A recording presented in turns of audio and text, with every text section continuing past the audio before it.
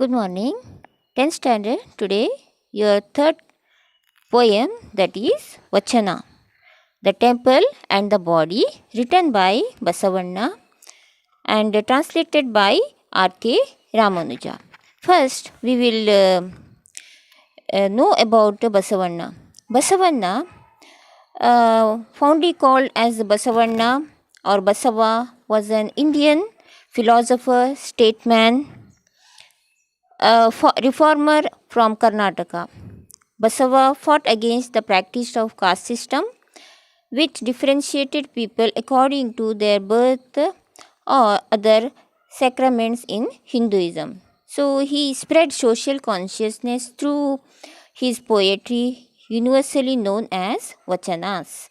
Basavanna used Istalinga, an image of Shiva, as a means to achieve spiritual illumination. He wished to eliminate untouchability and institute impartial among all the human beings. His vachanas were balanced and progressive social thoughts in the 12th century. So we will begin. This vachana is translated to English by translator A.K. Ramanuja. So, what is God? Who is God? And can you figure Him? Can you define Him? So, all these things we have to pre-think before going to the main poem. Do you feel God and how you relate God? So, Basavanna has written this poem. The rich will make temples for Shiva. What shall I, a poor man, do? My legs are pillars, the body, the shrine, the head, a copula of gold. Listen, O Lord of the meeting rivers, things standing shall fall, but the moving shall ever stay. So, the rich will make temples for Shiva. What shall I do? So, in the beginning of the poem itself, he says he differentiates between the poor and the rich. The rich can make temples. The rich people have money, they have riches, they have assets, so they, as their devotion to God, they can build temples. But what can I do? I don't have riches, I don't have anything to show my devotion. So please, God, consider this body of this poor man. Please consider my body as temple and consider my devotion. My legs are pillars. So how he has to consider his body as the temple. My legs are pillars, the body the shrine, the head a copula of gold.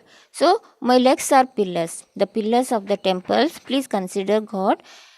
Consider my legs as pillars of your temple.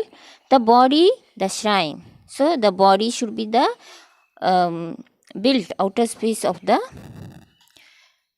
temple. The head the copula, or the tomb of the temple, consider it as a copula of gold. Listen, O Lord of the meeting rivers, things standing shall fall, but the moving shall ever stay.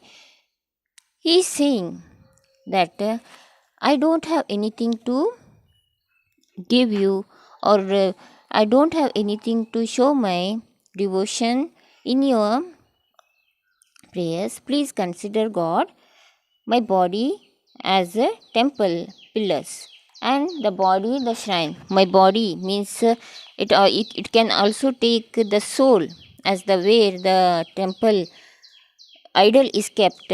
Please consider my body as the shrine of the temple. The head copula. Copula means the small rounded dome over the temple. And again he says, oh listen, listen, O Lord of the meeting river. Lord of the meeting river here refers to Shiva, and he also in most of his vachanas he uses Kudala Sangama Deva. Kudala Sangama Deva means the joints of rivers, where the rivers meet. So what the poet want to say is O Lord of the meeting rivers, that is Shiva, things standing shall fall.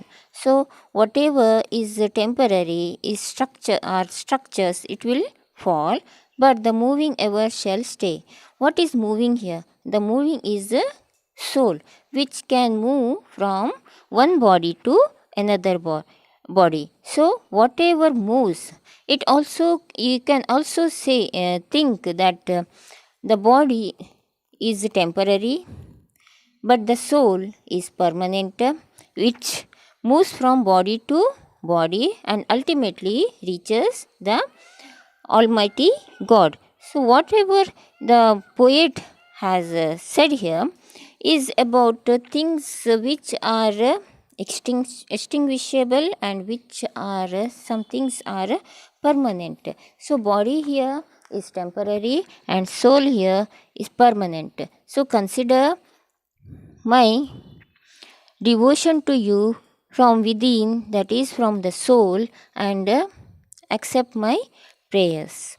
So, this is what very small poem, Vachanagalu. You have to learn it, you have to memorize it, and I will read the Kannada version of it.